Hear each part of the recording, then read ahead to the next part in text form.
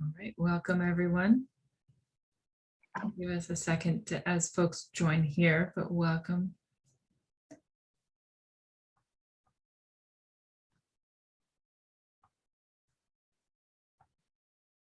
All right.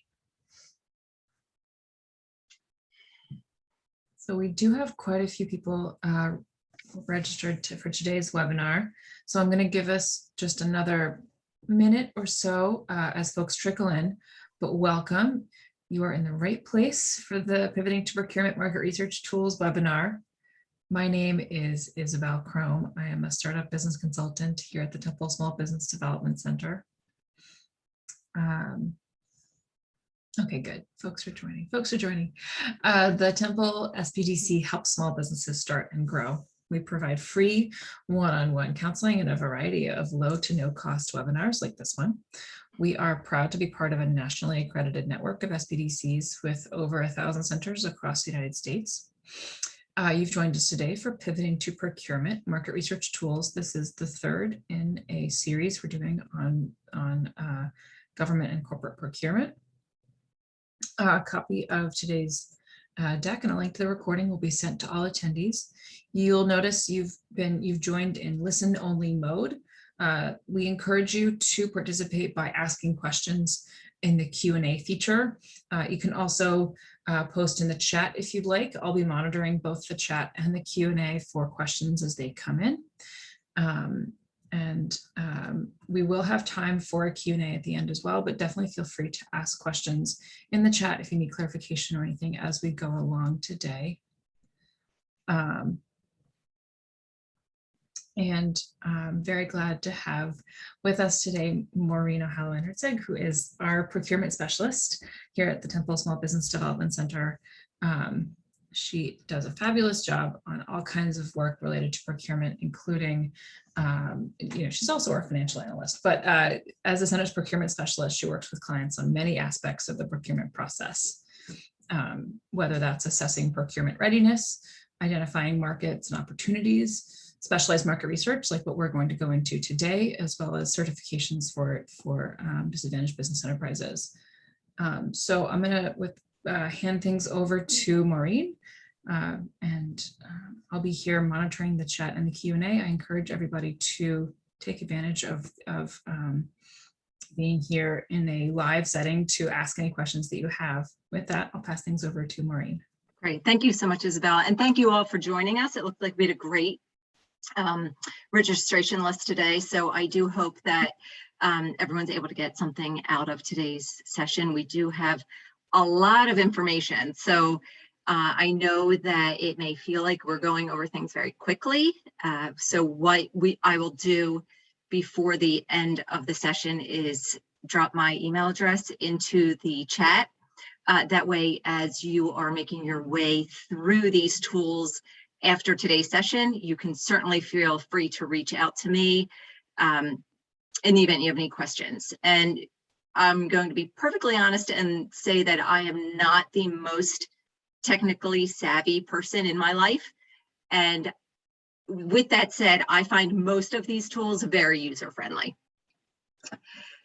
Okay, so for those of you who do not know much about the center, as Isabella indicated, we are funded through the Small Business Administration primarily, and then also we receive funding through the Department of Community and Economic Development here in Pennsylvania, and some really, really fantastic support from Temple University.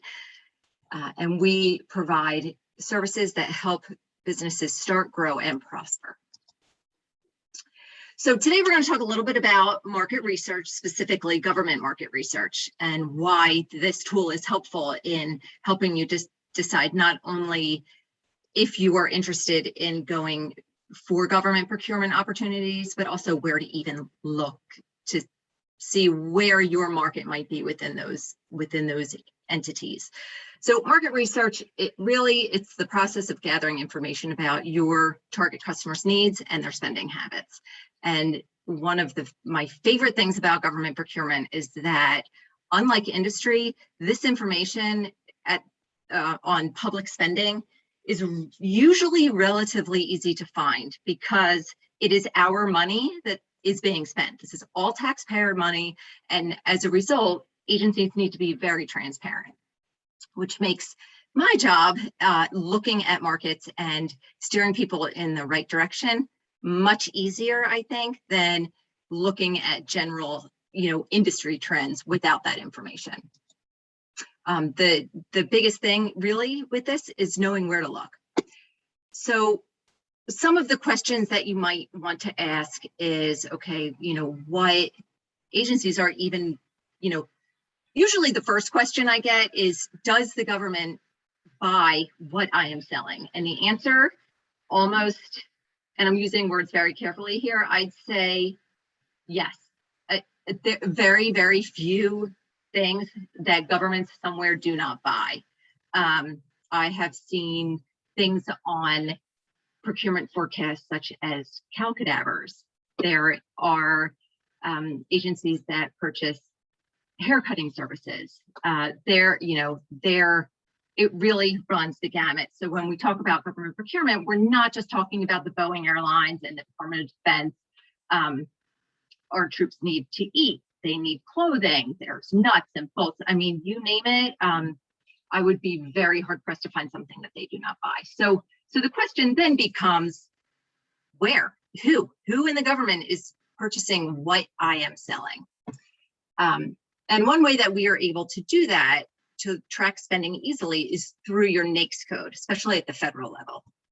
So your NAICS code is simply an industry code that classifies what it is you do. So, there's one NAICS code for website design, another for construction, and it's that classification code that helps us do that research. But we also want to know what agencies are spending, how much they're spending, and who they're spending with. So if you know of a competitor that is doing a lot of government work, it's very easy to find exactly what they're doing and who they're doing it with, which makes your job marketing much easier. Okay, so the precursor to this procurement series, we did a session on procurement readiness, and that really is the first question people should be asking before even getting into market research. So I did think that even though this link here does not specifically give you spending data, I'm going to click on here. It is absolutely a site worth visiting, especially in the very beginning stages, because not only does it help you get started, but it also helps you learn how to get involved in prime and subcontracting. So this, and Isabel, I want to make sure, if I could just confirm that you can see the change in screen. We can see this. Okay. Fantastic. So what this site does is it will really lay the groundwork for you on what you need to do before you get started in government procurement. So I always like to include that in my resources, but we're really going to get into the big guns here. So, okay, so we're going to start with federal market. The federal market, an insane amount of spending. I mean, just so many dollars flowing from the federal government. And so what they've done over the last several years is they have created this usaspending.gov. And what I'm able to do, and you can as well, because this is a free resource, it's just right out there on the web, but we're able to pull information on all kinds of contracting information, or alternatively grant information. So there, at one point I was researching a federal grant to see where it had gone, and I had a sense of what university received that grant, and I was able to pull that information and not only pull the size of the grant funding that they received, but also who they subcontracted to. And so you're able to find very similar information about federal contracting as well. So I'm just going to go ahead and show you what I will typically do, is And you can see there are several different options of the information that you are able to access on this website. But however,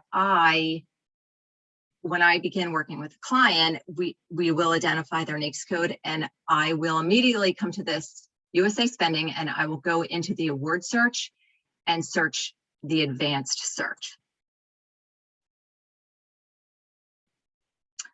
From there, what I will do is, because 9 times out of 10, the first thing I want to look at is a very high level view of the federal spending for that NAICS code.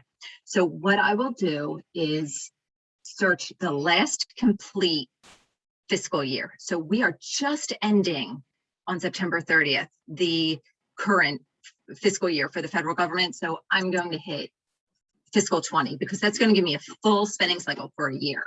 But you can also, if your needs are more specific, you can go into this date range and type specific dates. So I'm just going to go through all these different filters and I'll show you what a search looks like. So we can do a word type. So in our case, we're usually going to, I usually actually leave this blank, but if there was something like, for example, the grant funding that I was researching, I would just click on grants. But I really, my first go around, I really like to pull as much information as possible. So I will not add any filters there. You are able to search by agency if you are looking for specific information on a particular agency, account symbol, the location of the award. You can search whether or not it's within the United States. If it is within the United States, you're able to search by state. And so this would be really helpful if you have a business in which, you know, travel is almost always involved. So if you are running a very small janitorial services, for example, it may not be worth it for you to pull information on what's going on in Hawaii. So what you can do is really scale down your data that's going to be pulled. So go there, and then the recipient, and this is actually really helpful if you're doing a competitive analysis on a competitor that you know is doing a lot of business with the federal government. You can just type in their name and it will pull up all of their awarding. So for example, I was working with someone who said, well, I know such and such a company and I know that they're doing business with the federal government. And so I searched on that company and it was able to give me with, you know, very, very high level of accuracy, what type of activity that particular company was doing. And so that can be helpful as well. Maureen, I have a quick question in the chat Yes. here. Going back to the NAICS code field, this is from one of the attendees, do we need to commit to one NAICS code or can we classify our business across a few? You can absolutely qualify within a few. A NAICS code is not something that you need to officially register for. And in fact, many of our clients will fall with products and services that fall between a number of NAICS codes. So that's not like a one and done thing at all. Okay, your NAICS code. So down here, there's also award amounts if you're looking for things, you know, within a certain dollar threshold. Award ID, that's going to be very specific. I don't think I've ever used this filter. And then disaster emergency fund code. It clearly has to do with COVID spending. But let's see, okay, so I am going to search, let's see here. I just want to make sure I'm searching the right code because I have something sort of waiting in the wings here that I'm going to show you. And I want to make sure that we're doing the correct output. Okay, so I'm going to search NAICS code 541350. Okay, and this is building inspection services. So going up, okay, so all of the purchases, fiscal year 20 for building inspection services. So I'm going to hit submit search. And this is the screen that comes up. This is going to be your output of all of the contracts that are being pulled that meet your filters. The first thing I'll look at is this number here, because that tells me how many transactions are in the data set. Yesterday, I was searching something and the output was about 16,000. And that is simply too much data for me to be able to pull and work with effectively for one of my clients. It's one of those cases where too much information is misinformation. So in that case, what we're going to need to do is probably plug in some keywords. But in this case, it's 727, which is not an unreasonable amount of data to work with. So because what it'll do is, as you download it, it will spit it right out into Excel. So if I want to download, what I will do is go up here, click award, and unfortunately, they are still working on this. What this will do is enable you to pick and choose what columns of information you would like included in your the download of your data. But right now, our only option is everything. So I will hit everything, and this typically takes a good 4 or 5 minutes to download. So I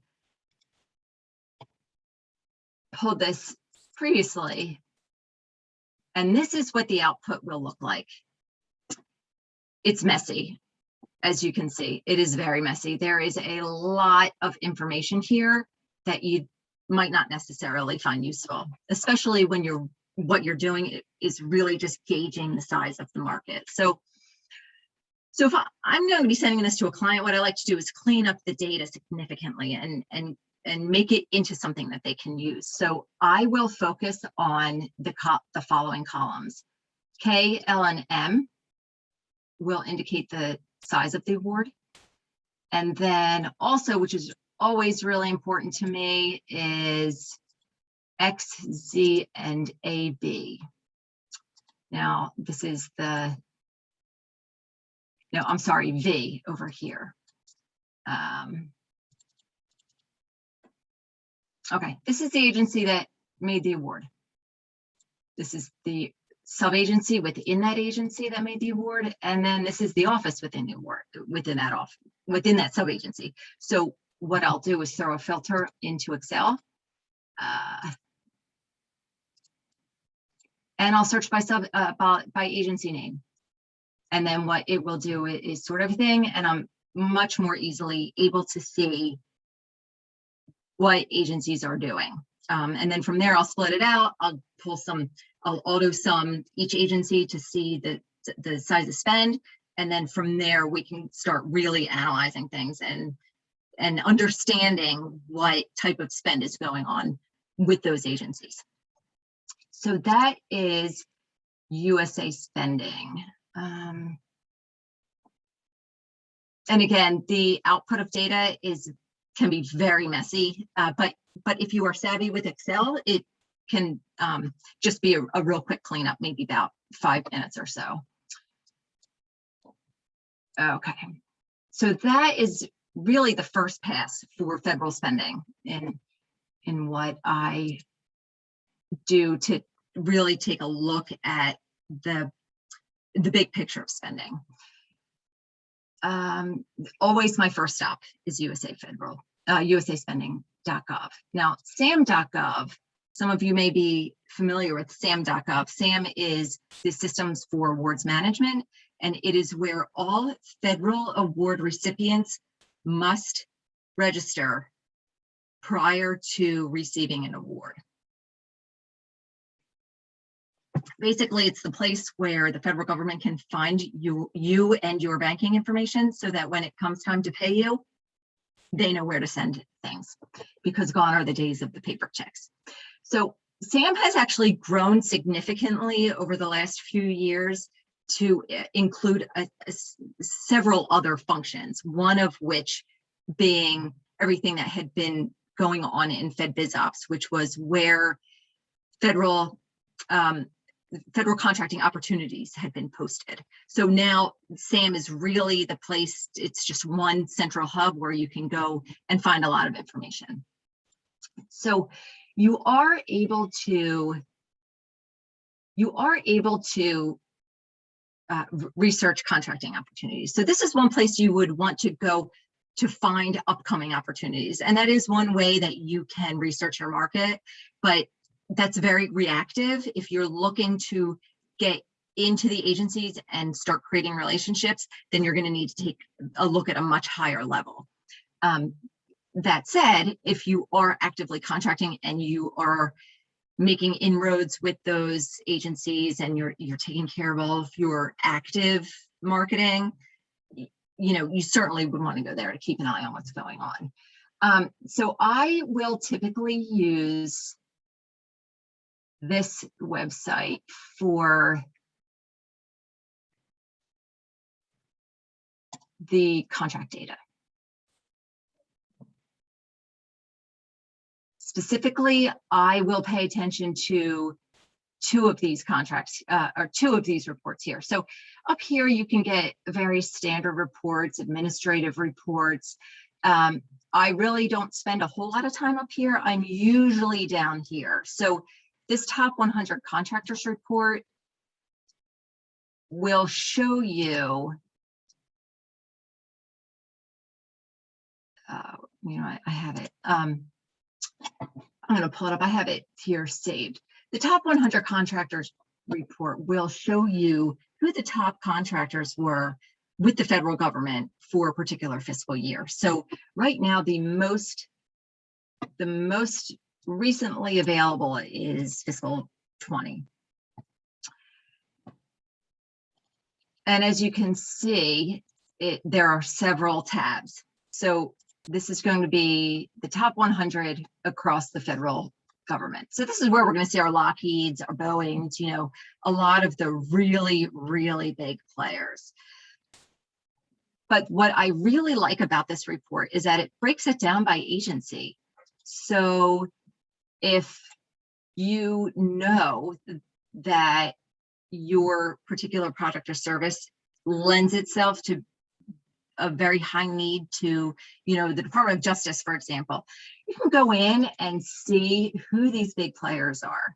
And the nice thing about this list is anyone on this list is going to be required to have a subcontracting placement plan. So that's one way if you are in an industry where subcontracting is definitely going to be your sweet spot, something like construction, where if, for example, you are in masonry, chances are most, if not all, of the masonry work purchased by the federal government is going to be part of a much larger program. So this is a good place to find out who those people are. So agriculture, commerce, veterans affairs, GSA, I mean, you can see it just goes on and on and on. And so this is a good way, like I said, to really figure out who the players are. And then from there, you can go to that company's website. Usually what I'll do is just type in the name of the company and supplier diversity. And more often than not, their supplier diversity portal will pop up in just a simple Google search, because they really, with contracting dollars this large, they absolutely will be required to work with small businesses. So this is always really helpful. And then the other report that I really find worth looking into is right here. Let's see here. I'm going to go back to contract data.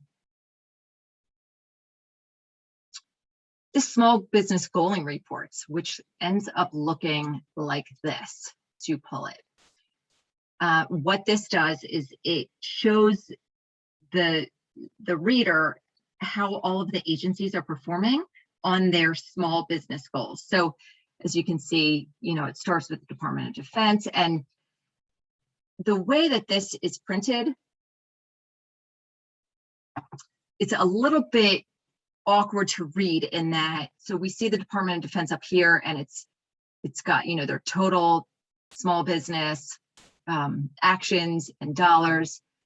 But then you need to scroll down if you're looking for something more specific, like, okay, I'm an 8A company.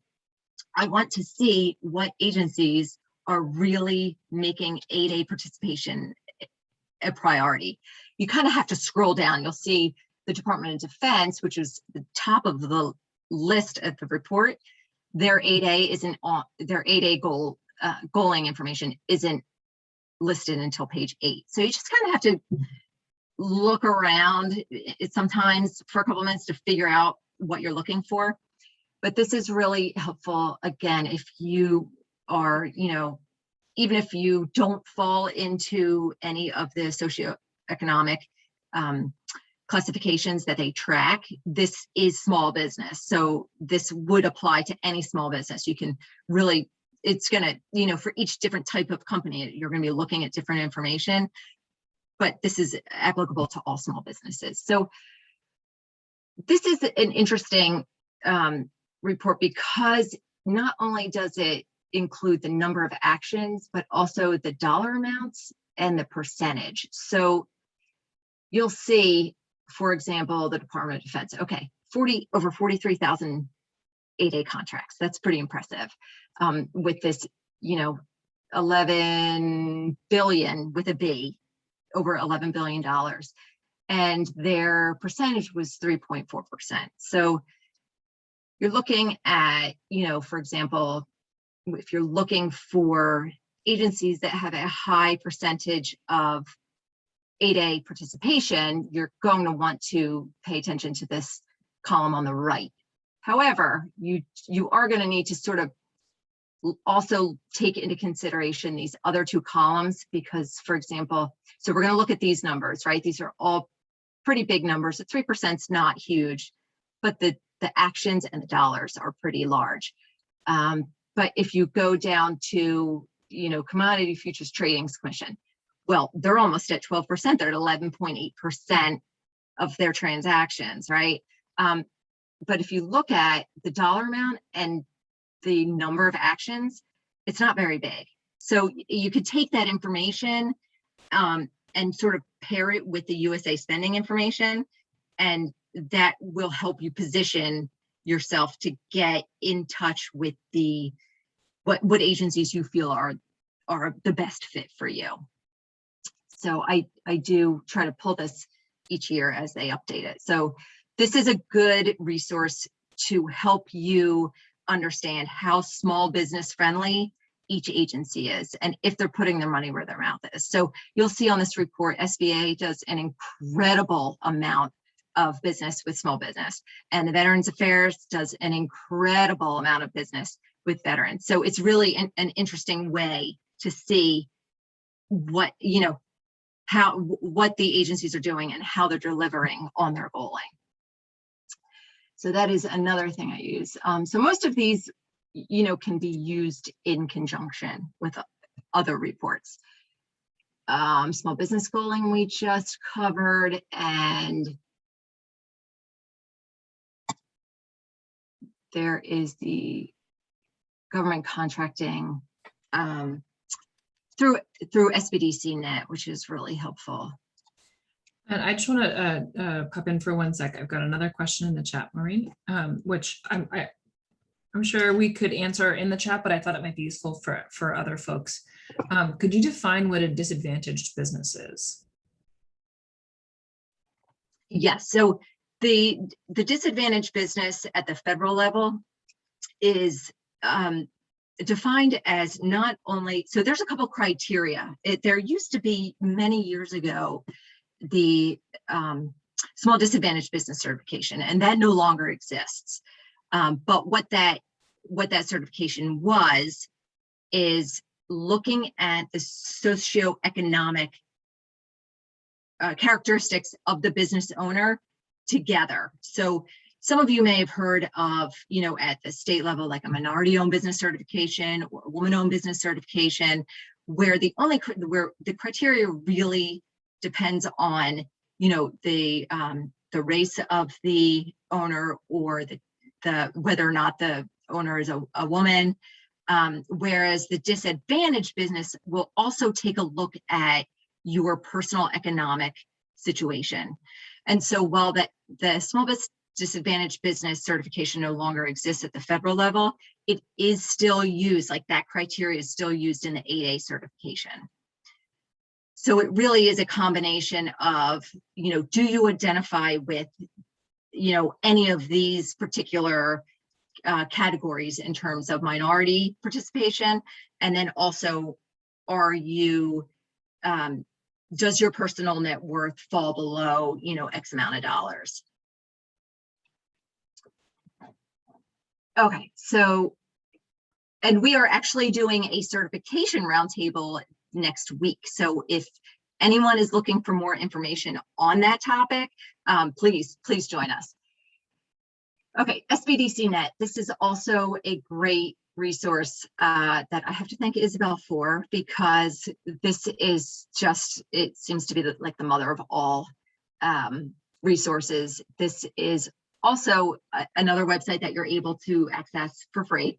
And what you can do is just scroll down, find the topic that you're interested in, and just click on that link, and whatever the case may be that you're looking for, and go from there. So this is just a nice laundry list of resources to have in your back pocket as well. And there was, oh, okay, I knew I was overlooking something. Agency procurement forecasts. Okay, so usually what I'll do is, like I said, the USA spending for federal is always my first stop. And then once we start really identifying agencies that look like a good fit, we will then, I'll then guide the client to start really learning a lot more about that agency and how to do business with that agency like you would any other customer. And so that brings us to this page here, the procurement forecasts. So the agencies will oftentimes submit information, or release rather information, on what they think they're going to be spending their money on, which can be very helpful because it can kind of give you a sense of what, when to keep your eyes and ears open for opportunities. And so this is such a great resource. It's got all of the different agencies. It's got the agency home page, and then it's got the agency procurement forecast. So I went on to USA Spending, and it looks like Health and Human Services is our go-to agency. So what do I do next? Well, I'm going to go to the procurement forecast. And I'm going to type in the NAICS code 541-511, which includes web design. And it pulls up all of the projects that they are forecasting to happen.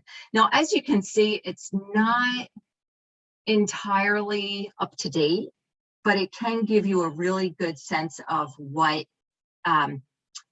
what types of projects they're looking to fulfill. And then another thing I really like, let's see here if I can back up. Before I went in and searched the NAICS, what I noticed is this part over here. HHS does a great job of educating small businesses how to do business with their agency. So all kinds of links here. I'm not going to get too deep because I want to make sure that I have enough time to get through everything. But their small business directory, target marketing for their sub agencies, and what these would, if you click on here, it gives you a quick rundown on the top NAICS codes by dollar, NAICS frequently awarded to small businesses, NAICS codes by the numbers of transactions, how the agency likes to buy, their most frequent procurements. So it's really a great resource for some top-down information as well. And then also another thing worth noting on the acquisition.gov is the small business tab. Each of the federal agencies has an Office of Small and Disadvantaged Business Utilization. It is their job to educate companies like yours on how to do business with that agency. And this right-hand column gives you information to all of those websites, or I'm sorry, links to all those websites. And then business opportunities, go through here and it gives you a list of additional links, communication plans, agency industry liaison directory. So this is acquisition.gov is a fantastic resource. I could probably talk all day about what you can find here. And I believe that covers everything. We did the contracting guide, USA spending SAM, acquisition forecasts. Yes, so this really covers the first, all of my first stops for federal market research. Are there any questions?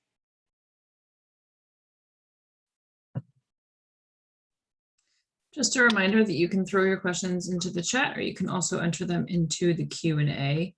But Maureen, I do not see any questions right now. On to the state. Great, on to the state. Okay, so we're going to now turn to the state of Pennsylvania. And my first stop is always this Treasury Transparency page. So if you pull up this website, you will see that along the left-hand side here, there is a lot of very, very high-level budget information for Pennsylvania, some of which might not be entirely useful. It always is a good idea to kind of have a general sense of how the agency you're trying to do business with is doing business. But really, once I, do a real quick, okay, this is what's going on, I will come down here to all of a couple of links that I think are more important. So what I'm going to do is I'm going to breeze through past this contracts e-library momentarily, and I'm going to go down to this toolbox. And the e-library users manual is a helpful resource. As you can see, it's not real long, but what it does is it will sort of guide you on how to effectively search the e-contracts library. And that's really where we're going next. So I'm going to come up to this e-library and I'm going to do a contract search. Okay. So so for this, we are going to search janitorial. So I have a janitorial company and I'm interested in finding out what types of contracts are available or have been issued for my industry at the state of Pennsylvania. So I'm going to come to the e-library database and I'm going to go into subject matter and I'm going to type in janitorial. So at the state level, you don't really get involved with NAICS codes a whole lot. There's a lot you can do just by keyword, which is helpful. So here, what they will then do is pull up all of these contracts. And if you go to column visibility, we're able to manipulate the fields that are being shown. So I would like the agency name and I would like the subject matter. And I would like the party. I want to see who the contract went to. So Clean Team Building Services. Now, one thing I did notice is that while you can hit this CSV in hopes of downloading everything into Excel and then just sorting it, what the CSV button does is it will only download for you what is on this page. So if your initial search result ends up like 13 pages, then you're going to be doing a lot of exporting. So in that case, you may want to fine tune your search key, your keyword searches, or in some way, filter this so that it's a little bit more user friendly. So this is what's going on, in janitorial. But another way that you can search is, I happen to have, let's see, Cheney University is right in my backyard. Let me see what they're doing. I hit search. Now, Cheney University is listed on here because they're part of PASHE, which is the Pennsylvania System of Higher Education. So all of those colleges within PASHE are considered state state entities, and therefore their purchasing information will be available. So, all right, so let's see what Cheney's been doing. Well, looks like they've been buying some landscape services, radius systems. And if you find something like, for example, say I'm interested in this Bright View Landscapes, if you click this number on the left-hand side, it gives you more targeted information on that particular contract. You hit I'm Not a Robot, show contract files. You can actually get access to the contract. So sometimes you will see just a purchase order. Sometimes you will see the full contract with the pricing. If it's, you started looking at a contract that was just line after line after line. I mean, they had probably 100 line items on this contract, and I was able to see the pricing on every single one of them in the contractor's handwriting. So it gives you not only information on who is doing what, but how much they're charging. And so as you start bidding on contracts, it gives you the opportunity to see what reasonable rates are for that agency. So a lot of really useful information here. Let's see here. So you could also search by party. So if you, again, going back to the idea of looking at what your competitors are doing, you could easily just search your competitor's name here and it would pull up everything that they're doing. Another example of a resource on this website is the Treasury Checkbook. Unfortunately, this information doesn't go back very far. It goes back like 2018. No, I'm sorry, it goes back as far as September 23rd, 2019. So you're not going to have the opportunity to see a really long history of checks that were cut, but it could give you the last couple of years. So if you, in doing the searching on the previous screen that we looked at, if you found a contract that, one of your competitors was doing, for example, but it was a blanket purchase order, you're actually able then to use this function to drill down to see the individual payments on that. So I don't use this a whole lot, but it can be useful. Okay, so the contract. So that is really my go-tos for the state. Any questions about the state before we move on to city? I just see one question here. Will we be able to receive a copy of the PowerPoint? And I just want to reassure everybody, yes, we will be sending a copy of this PowerPoint and the recording of the presentation afterwards. But otherwise, Marie, no questions so far on state. Okay, great. So next we're moving on to the city of Philadelphia. So this city payments length, data philly.gov, visualizations, payments, aggregate.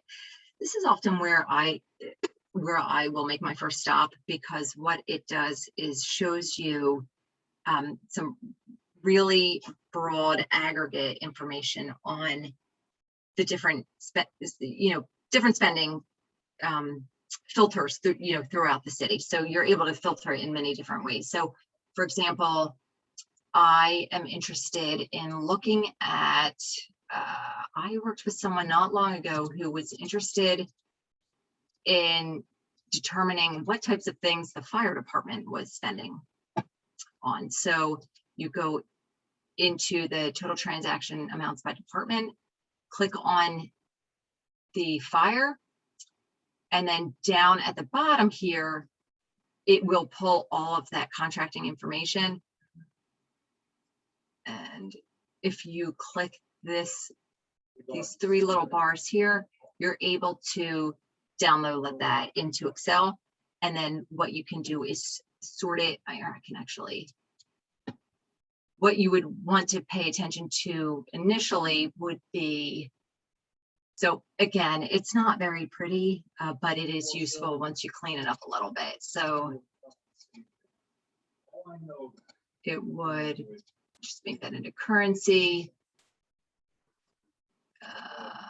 And what I would pay attention to first is this subject column, because if I sort that, if I sort that alphabetically, I can very easily and quickly scroll down that column and figure out if what I'm looking for is there. So if I'm trying to determine if they're spending a lot on, heavyweight boxing bags for the firehouses, I'll be able to see that.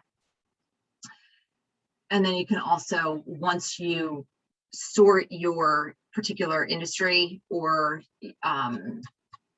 by subject, you can then go into this column and do an auto sum of all of the contracts that would be applicable to your research, and you would be able to get a really good spending amount that you can kind of start working with. So that is usually my first stop. And then from there, and this really just gives me a sense of what's going on. Like, okay, what am I walking into here? What am I seeing at a very high level? But then you're able to get a little bit more into the weeds of things. Oh no, this is pulling the same thing.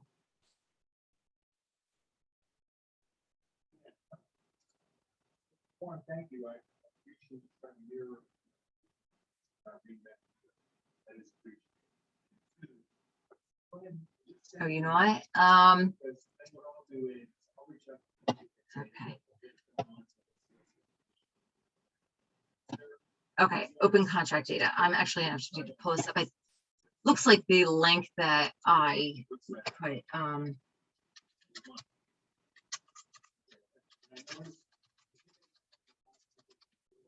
Okay, remember I said I'm not the most technologically advanced person in my life. It probably looks like I got my links confused there. So this is the open contract data, and this allows you to take a look at the spending in Philadelphia, either on the professional services side or the commodity side.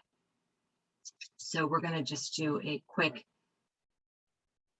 browse of professional services. So this will give you the top spend for vendors.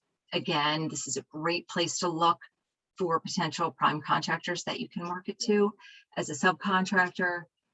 This second set of data will give you the contract dollars by department. So we could see that behavioral health is the big spend here, with human services coming in second. So again, you can see what's going on.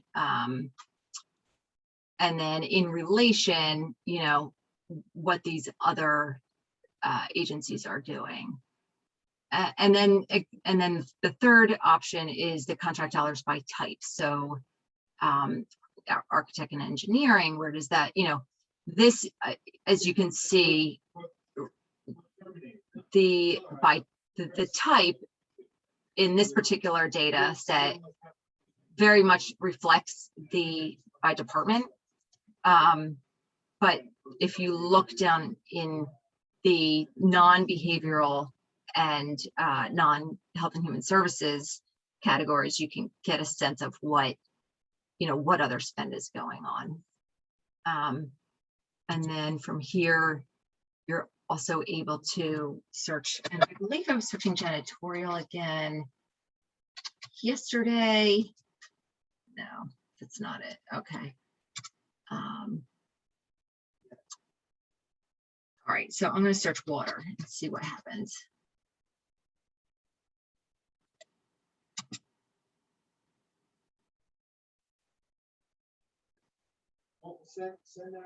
Oh, okay. So commerce is coming up because it's got the waterfront. So this is pulling all of the data for water.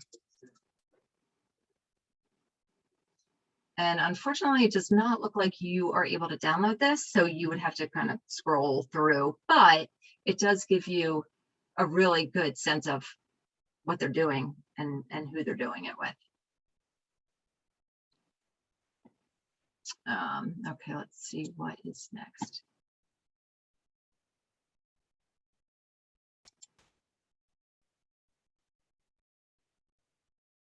I appreciate that. Sorry.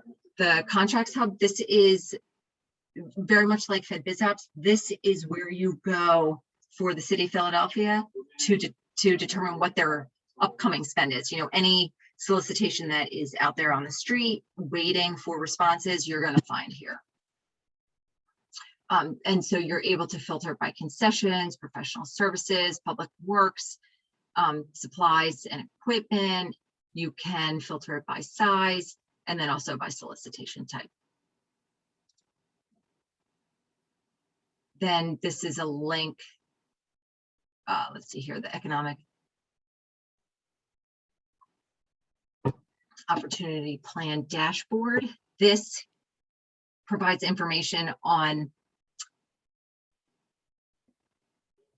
where is it? This provides information on how the city is doing on their goals for economic inclusion. So that's basically their small business plan. And I'm having a hard time pulling that up. Let's see if I can. This is not, I'm going to give it one more try. Oh, the economic, yeah. It's a little slow because it's basically a Google document, so it sometimes gives you a little lag there. Yeah, so it is a little, does not look real sophisticated compared to what we've been looking at, but it does give you data nonetheless. So, and what it does here is breaks everything down by district. And so these types of reports are really good and to have so that you can, as you're building those relationships, you are marketing and you're marketing yourself to those agencies. You can say, I'm seeing you're having a hard time with your women-owned businesses. Like, I am a woman-owned business. Is there anything that you need, any needs that you have that I can fill? And then that way, they're crossing two things off. Oh, I need this service and I need to hit my women-owned business benchmarks. And so that's how this information can be very useful. And then there is the Open Data Philly, which, let's see here.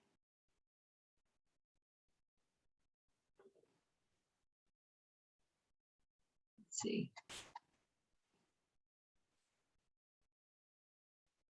Isabel, I may need you to direct me here. I know I got lost here earlier. I'm looking for the professional services. For the city.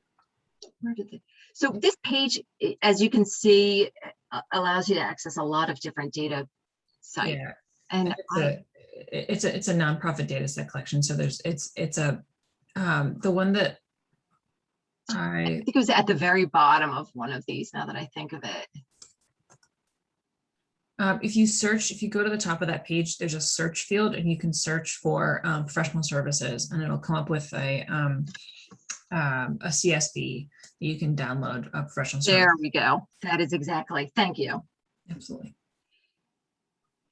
Okay. And then, so I'm going to hit the CSV, which will get me, this is exactly what I was looking for. Thank you, Isabel. This breaks down all the contracts. Unfortunately, it's only by quarter. So if you're looking to gather information on like 2 or 3 years, you will need to go in and download several files, but the information is there nonetheless. So this is a really good resource to give you a hard data, showing you what the city is buying, basically. And then if you see a high spend in your area, then you know that, okay, city's the place to be. Let me start digging a little bit deeper.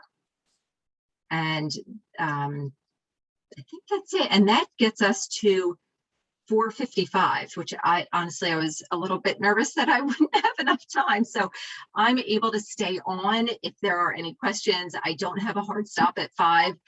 I know that this was a lot of information to go through. And so please, like I said, if you have any questions, later tonight or next week when you revisit this, please don't hesitate to send me an email, and I'll help you. I'll be happy to help in any way that I can. I'm going to drop my email in the chat right now.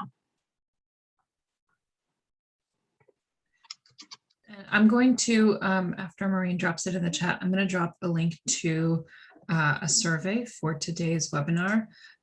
Maureen, were there training events that we wanted to share? There were. I was just thinking that the presentation's not 100% done. Okay, here we are. So as Isabel indicated, this is part of a series. And so we have 2 sessions remaining on next Wednesday and then the following. So Isabel, do you want to talk a little bit about the panel that you put together for next week on certifications? I'd love to, yes. So next Wednesday, same time, same place, different Zoom link, but you can find it on our SPDC events page or in the chat for this webinar. We're going to be doing a certifications panel with 3 different organizations, talking about 3 different supplier diversity certifications. So the Women's Business Enterprise National Council provides women business enterprise certification, though, and women-owned small business. So that's for doing business with the federal government and with larger corporations. They'll be on our panel. The Eastern Minority Supplier Development Council will be on our presentation as well, talking about minority business enterprise certification. We'll also have Jennifer Tilden from the SBA, who those of you who've been to previous sessions of this series will remember, and she'll be talking about other SBA certifications, including the WOSB and some of the other 8A, better known, some of the other certifications that apply in the federal space. So it's a great overview of some of the most popular third-party and government certifications that are out there for diverse and disadvantaged businesses. They'll talk about why you might want to get certified, how to get certified in each of their 3 kind of organizations, and answer questions you might have about those processes. And we'll also send out, everyone's full of links and contact info, but it's a great, if you're thinking about if you might qualify for more than one of these, and you're trying to decide which would be most beneficial to you, or if you're not sure whether it makes sense for your business, it's just a great overview of all of these certification programs and what they offer. So link to that is in the chat now. And we'll also be running the final session in our series is going to be on capability statements, and that will be on the following week, October the 6th. And I will include a link to that one as well.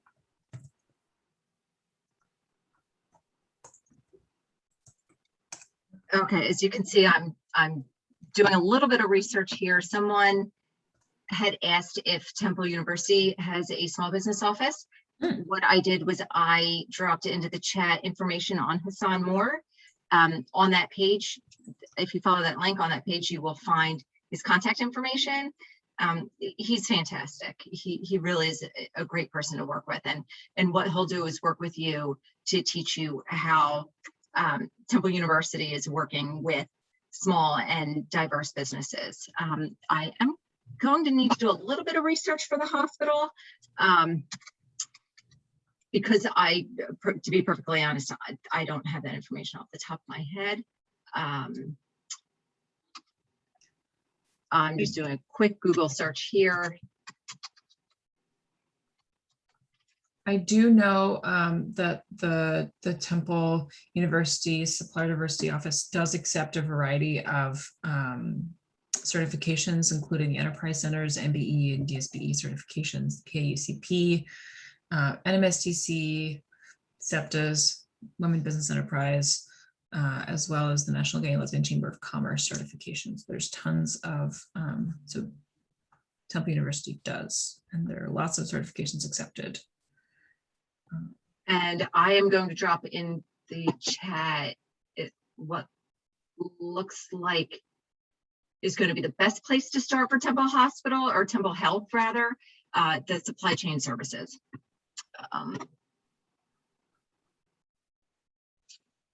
Sure.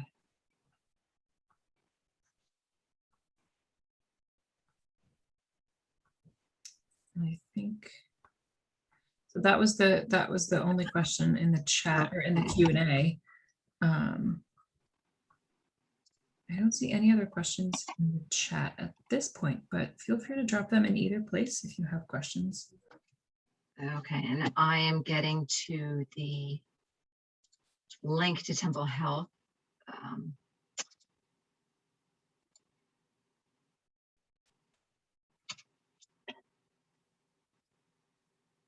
Okay, so I recommend starting with that link. If you find that it is a dead end, please feel free to shoot me an email, and I'll be happy to look into that further for you.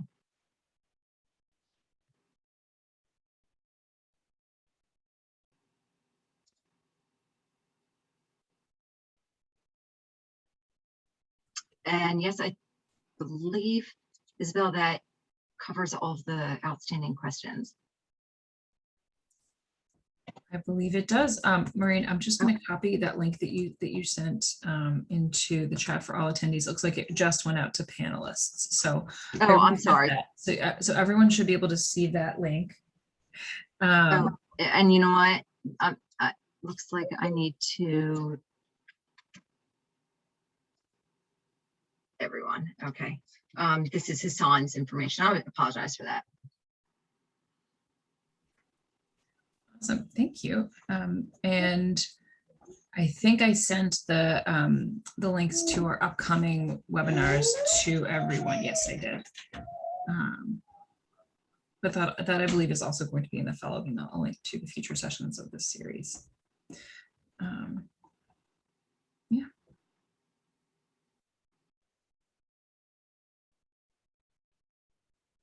Okay, great. I think that wraps it up then. Thank you so much for joining us, and I look forward to seeing everyone next week. Thanks, everybody. I'm going to drop one more link to that survey in the chat. Don't forget to let us know how we did. Any suggestions for the future? Much appreciated. Thanks, everyone. Yes, suggestions for the future would be very much appreciated. Awesome. Well, thank you so much, Maureen. Okay, this was great. Have a great night, everyone.